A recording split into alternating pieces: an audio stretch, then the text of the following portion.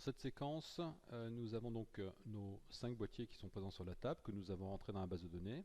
Nous allons passer maintenant dans la phase où nous allons configurer un réseau. Alors, vous notez que je me suis débrouillé pour que les 5 unités soient en ligne, connectées au courant, de manière à ce que si j'établis des opérations, ça puisse s'appliquer en temps réel aux 5 unités. Donc l'idée, c'est qu'évidemment, j'ai mon unité, on va dire, de départ de réseau, qui est le dévolo avec l'unité A ici. Et c'est à partir de lui que je vais faire les opérations de configuration. Ce sera mon unité de départ tout le temps connectée. Sachant que ces unités-là seront plutôt les unités PoE, donc d'alimentation des caméras. Donc cette unité-là sera sous tension permanente, évidemment. Ce sera mon point central, probablement à côté du switch enregistreur et de l'unité d'enregistrement vidéo. Alors qu'ici, c'est les unités d'acquisition de l'image avec les caméras. Vous voyez d'ailleurs les 4 caméras qui seront déployées et connectées à ces boîtiers-là, au final. Donc je vais commencer par dire, voilà, je déplace avec l'interface la première unité ici. Je vais venir déplacer ensuite les différentes unités. Vous notez qu'il y a des petits points rouges qui apparaissent, car pour le logiciel, il n'y a pas eu encore de configuration réseau. Alors ce que je vais faire, c'est ici appliquer un paramètre réseau, donc une clé de cryptage. Donc ici, je vais l'appeler Devolo 2016. C'est mon mot de passe 2016, Devolo 2016 en minuscule. C'est le mot de passe qui va être appliqué à toutes les unités quand je vais décider de les mettre à jour. Alors première chose, je sélectionne ici le réseau et je fais un clic droit. Ça me fait apparaître un menu contextuel. Et vous voyez qu'ici j'ai tout de suite mode de compatibilité, je n'ai qu'un seul choix, parce que ici c'est des unités qui sont des unités électriques, qui ne sont pas coaxiales, donc je reste comme ça. Et la deuxième chose, c'est actualiser le réseau. Alors je l'active là, et là vous voyez que normalement, ici ça clignote, c'est qu'en fait il y a un flashage qui est en train de se passer. Le logiciel AV Pro Manager est en train d'appliquer la stratégie que je viens de lui donner, c'est-à-dire d'appliquer un mot de passe qui va être commun aux 5 unités. Vous voyez que les pastilles passent de rouge à ici jaune, ça veut dire que c'est en cours de flashage, et quand ça passe à vert, ça veut dire que le flashage est terminé.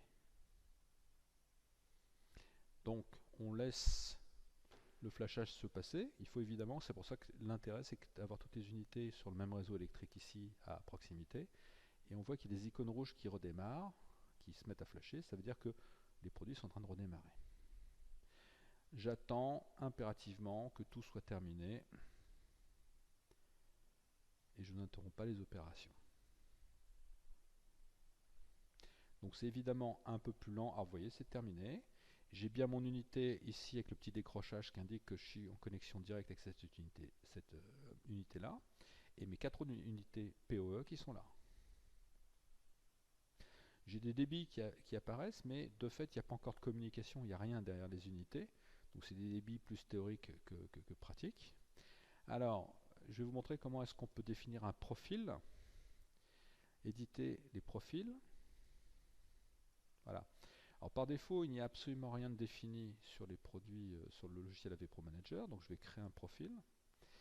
Et je vais créer un profil professionnel où, par exemple, je vais déconnecter le mode mise en sommeil automatique en cas d'inactivité. J'ai envie que les unités CPL soient tout le temps visibles au niveau du management. Or, le réglage, on va le voir, le réglage standard, l'unité peut se mettre en mode veille si jamais il n'y a pas d'activité. Donc moi, je vais l'appeler, par exemple, sans mode veille. Voilà, sans mode veille, en un seul mot, sans espace. Alors, ici c'est le mode multisegment qui est utilisé en coaxial, je ne l'utilise pas. Ici j'ai les puissances de sortie des différents équipements auxquels ici je ne vais pas toucher, ce sont les fréquences utilisées. Les priorités de VLAN, mais ici je n'ai pas défini de VLAN, donc je n'y touche pas. Je vais toucher, on va voir, plutôt au final ici, qui va se trouver ici, divers, où je peux désactiver le bouton de cryptage. Alors c'est le petit bouton qu'on va trouver sur les différentes unités.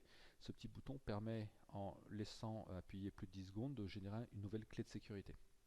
Alors comme nous, on a défini une clé de sécurité, on va dire un petit peu personnelle, on l'appelait Devolo 2016, on n'aimerait pas qu'un utilisateur le change. Donc par exemple, je pourrais voilà, empêcher dans ce profil-là le fait que le petit bouton puisse changer quelque chose. Mais attention, il faudra que je m'en souvienne lors des maintenances. Deuxième chose, on peut désactiver les LED, les boîtiers qui clignotent, etc. Or, c'est bien utile quand même lors de l'installation, donc ça, je vais le laisser activer. Et dernière chose, on peut désactiver un mode économie d'énergie. Donc voilà, ici je vais le désactiver, comme ça je serai certain que tout ira bien. Donc une fois que c'est fait, je fais valider. Voilà. Et je vais pouvoir, regardez, faire un clic droit en sélectionnant le réseau. Faire un clic droit, faire attribuer un profil au réseau, et vous voyez ici le profil que j'ai défini apparaît. Mais il apparaît avec une petite étoile, ça veut dire que tant que je n'ai pas flashé, c'est-à-dire lancé une mise à jour, tout ça n'est que virtuel pour l'instant. Donc je vais le faire maintenant, je vais appliquer, je refais un clic droit et je fais actualiser le réseau.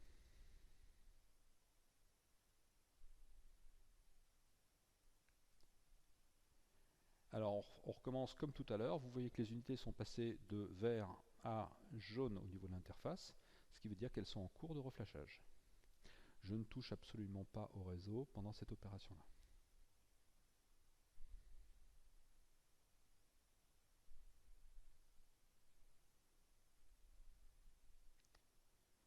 Voilà, donc le réseau est redevenu stable. Vous notez que cette fois-ci le profil a été appliqué, la petite étoile a disparu, ça veut dire que mes unités ont été reflashées. Donc je peux maintenant venir connecter des caméras pour voir si tout fonctionne bien directement sur mes unités. Donc par exemple sur l'unité numéro 4, je vais venir connecter ici une caméra. Et ainsi de suite sur les autres unités.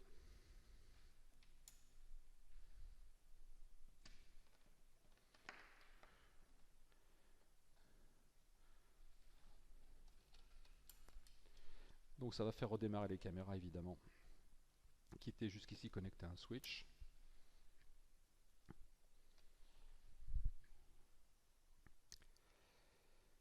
Et j'ai utilisé l'unitaire de gestion de caméras du constructeur. Ici on utilise des caméras d'une même marque. Donc pour l'instant toutes les caméras sont en phase de redémarrage. Voilà, une première caméra vient d'apparaître. Il n'y a pas de serveur DHCP, il n'y a pas d'IP fixe, donc elle se met sur une adresse classe C par défaut. Alors normalement j'ai d'autres caméras qui vont apparaître au fur et à mesure. Et là ça y est, j'ai une caméra qui est connectée, la M1125. Ah, j'en ai une autre qui... Voilà, la M1145 est en train d'apparaître. Donc je vais me connecter dessus.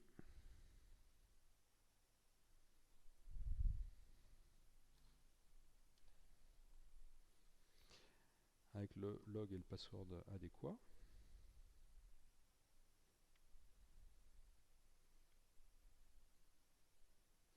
Voilà.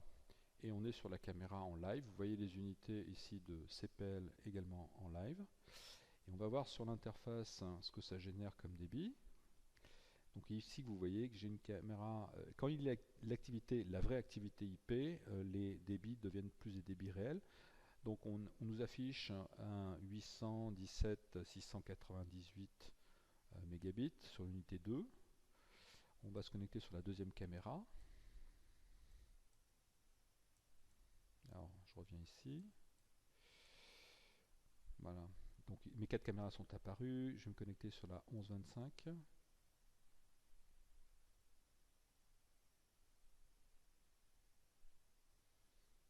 J'étais déjà connecté sur la 1125, désolé. Donc je vais me connecter sur la 1145.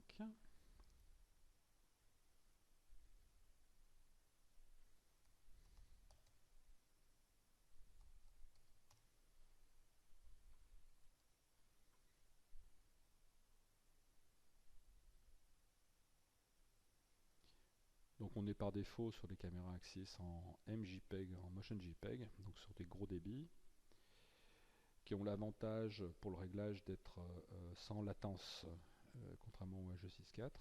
Donc c'est un très bon protocole de codec de compression pour faire des réglages optiques, des réglages de focale.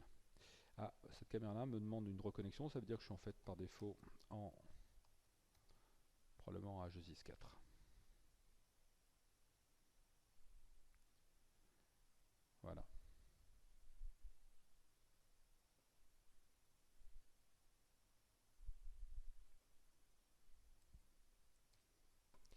on va regarder les débits. Et ici, on va avoir confirmation. Voilà, les débits sont en train de... Il y en a un qui remonte aussi, qui est à 834 et 616. Ça doit être donc la deuxième caméra. Et ainsi de suite. Donc là, on voit qu'on est en train de se connecter aux 4 caméras en temps réel à partir d'un seul boîtier CPL qui est lui-même relié à mon PC. Donc voilà pour cette deuxième partie.